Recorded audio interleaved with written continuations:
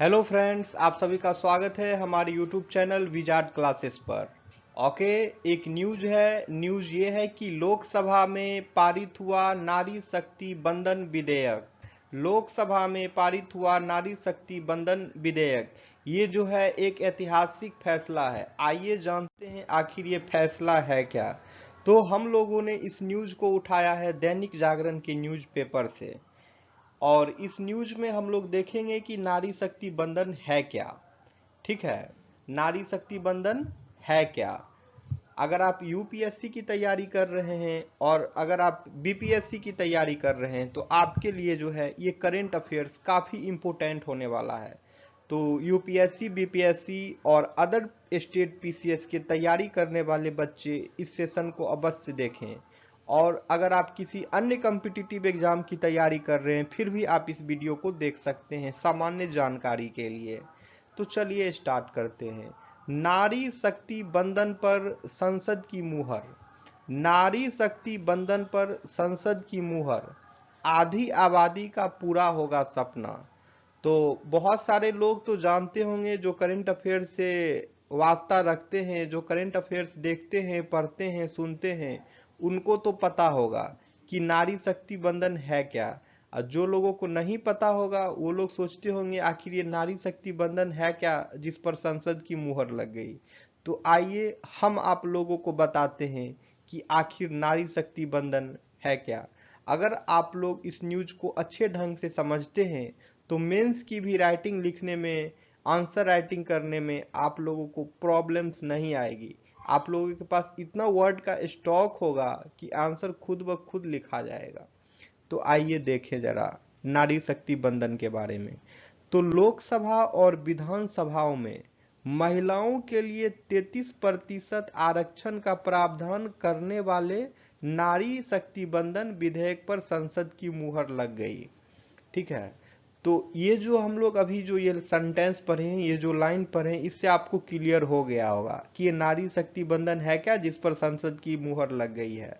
तो नारी शक्ति बंधन जो है लोकसभा और विधानसभा, ठीक है, लोकसभा और विधानसभा में महिलाओं को 33% आरक्षण देने का प्रावधान करने वाला जो है ना, उसी को कह रहे हैं नारी शक्ति बंधन हम लोग। ठीक है, ये लोकसभा और विधानसभा में महिलाओं को जो 33% आरक्षण का प्रावधान मिलेगा, उसी विधेयक को हम लोग नारी शक्ति बंधन कह रहे हैं। ठीक है, और इस विधेयक पर जो है संसद की मुहर लग गई है। आप लोग आसान से भाषा में समझ गए होंगे कि संसद की जो भाग होती है लोकसभा और राज्यसभा, उसमें जो है महिलाओं को 33% आरक्षण का प्रावधान करने वाले नारी शक्ति बंधन विधेयक पर संसद की मुहर लग गई। तो क्लियर हो गया कि नारी शक्ति बंधन होता क्या है। हमने बहुत ही टाइम देकर के इस चीज को, कॉन्सेप्ट को क्लियर किया।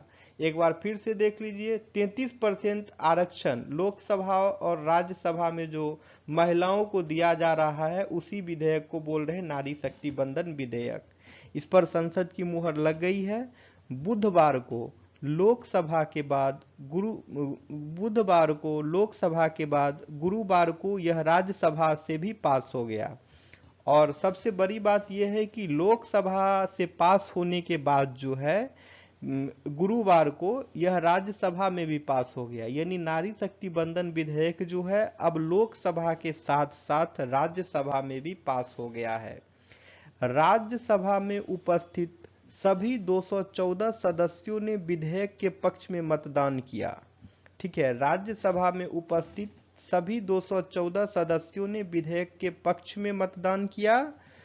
ठीक है फ्रेंड्स, यानी कि राज्यसभा में जो 214 सदस्य मौजूद थे, सभी के सभी जो हैं इस पक्ष में ही मतदान किया है, यानी कि नारी शक्ति बंधन विधेयक के पक्ष में ही मतदान किया है।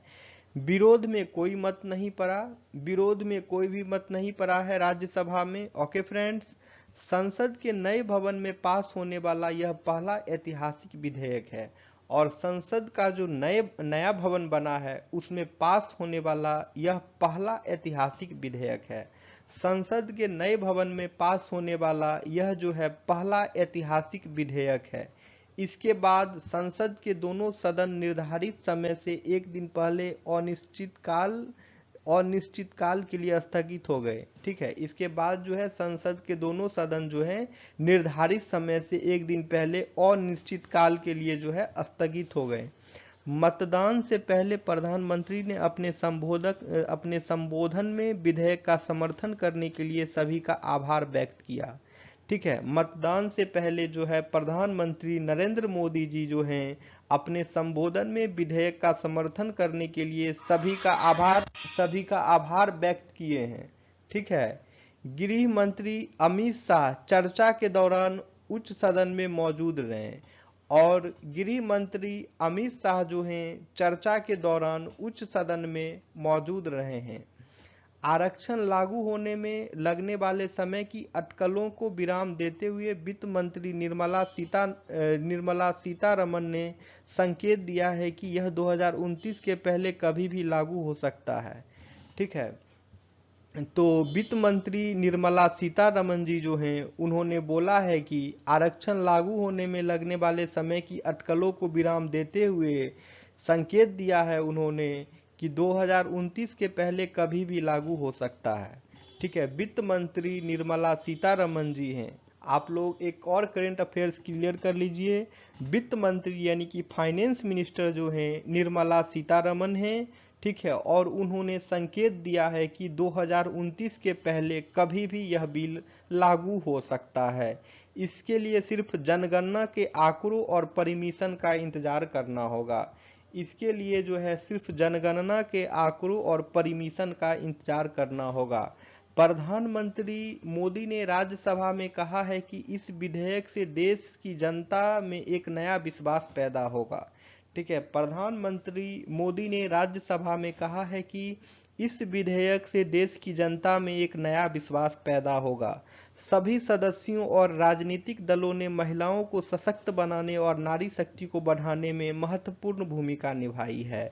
ठीक है, सभी सदस्यों और राजनीतिक दलों ने महिलाओं को सशक्त बनाने और नारी शक्ति को बढ़ाने में महत्वपूर्ण भूमिका निभाई है।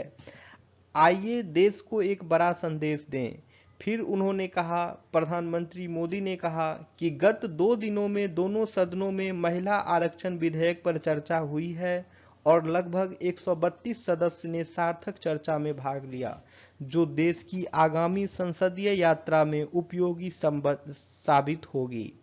प्रधानमंत्री ने कहा कि विधेयक से पारित होने से सिर्फ महिला शक्ति को विशेष सम्मान नहीं मिल रहा है, बल्कि इस विधेयक के प्रति सभी राजनीतिक दलों के सकारात्मक सोच से देश की महिला शक्ति में नई ऊर्जा का संचार हो रहा है।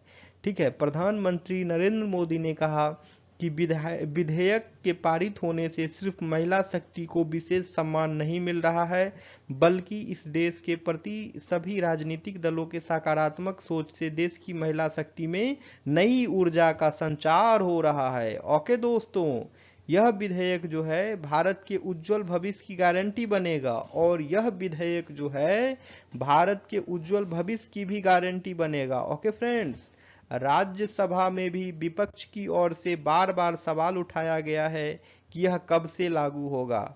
ठीक है, तो बुधवार को लोकसभा में गृह मंत्री अमित शाह की ओर से 2024 के लोकसभा चुनाव के तत्काल बाद सीटों के परमिशन और जनगणना की प्रक्रिया शुरू किए जाने के आश्वासन से इसके 2029 के लोकसभा चुनाव में लागू होने का अनुमान लगाया जा रहा था। शाह का कहना था कि महिलाओं के लिए सीटों आरक्षित करने में पारदर्शिता बरती जाएगी। ओके, तो ये था फ्रेंड्स हमारा न्यूज कि ये नारी शक्ति बंधन है क्या, जिस पर संसद की लगी मुहर। उम्मीद करते हैं कि हम जो है आपको बहुत ही अच्छे ढंग से समझा पाए कि ये नारी शक्ति बंधन है क्या, जिस पर संसद की मुहर लग गई है। तो ये बहुत ही अच्छे ढंग से क्लियर हो पाया होगा। ठीक है, और ये कब से लागू होने वाली है वो भी आप लोग जान गए होंगे। ठीक है, और देख लीजिए ये फोटो है जिसमें संसद के विशेष सत्र के दौरान गुरुवार को राज्यसभा में महिला आरक्षण विधेयक पारित होने के बाद पीएम नरेंद्र मोदी ने आभार जताया। ये देखिए पीएम मोदी जो हैं आभार जता रहे हैं सभी का। ठीक है, महिला आरक्षण विधेयक पारित होने के बाद। और कुछ इसके हाइलाइट्स हैं जो कि हमने उस वक्त नहीं देखा था। ये हाइलाइट्स को अब देख लिया जाए। हाइलाइट्स ये था, प्रधानमंत्री मोदी ने जताया सबका आभार, राज्यसभा में सर्वसम्मति से पारित, लोकसभा से बुधवार को हुआ था पास। ठीक है, राज्यसभा में सर्वसम्मति से पारित, लोकसभा से बुधवार को हुआ था पास। प्रधानमंत्री बोले, इससे देश की जनता में पैदा होगा एक नया विश्वास।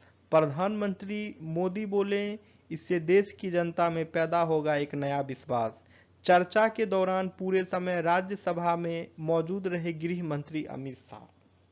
ठीक है, वित्त मंत्री निर्मला सीतारमण ने 2029 से पहले लागू होने का दिया संकेत। ठीक है, और ये फोटो देख लीजिए, ये फोटो है, इसमें संसद के विशेष सत्र के दौरान गुरुवार को संसद भवन में सम्मुख उल्लासित आनुतुक महिलाएं, यानी देखिए कि महिलाएं लोग काफी खुश हैं। गुरुवार को जो है ये संसद में विशेष सत्र के दौरान जो है।